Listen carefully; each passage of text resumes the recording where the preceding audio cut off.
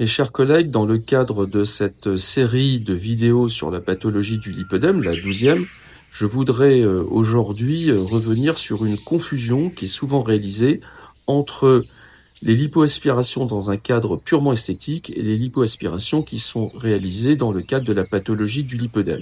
D'abord, je voudrais clarifier que dans le cadre de la pathologie du lipœdème, elle est inscrite dans la classification internationale des maladies et il s'agit d'une accumulation de graisse avec une influence hormonale et cette graisse est sensible, voire douloureuse et provoque des ecchymoses. Dans les deux cadres, en fait, il y a une demande esthétique qui, paradoxalement, peut être parfois même plus importante dans le cadre de la pathologie du lipœdème qui peut générer des complexes très importants. Mais ce qui va être différent, c'est que dans le cadre de la pathologie du lipœdème, il y a aussi une demande fonctionnelle.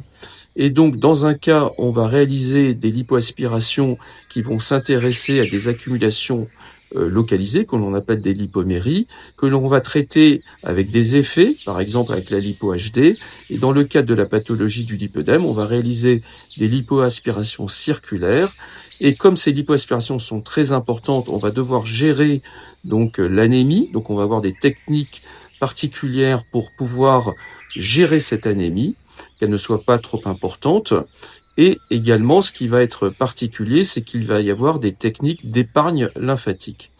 Je vous remercie d'avoir participé à cette réflexion chirurgicale.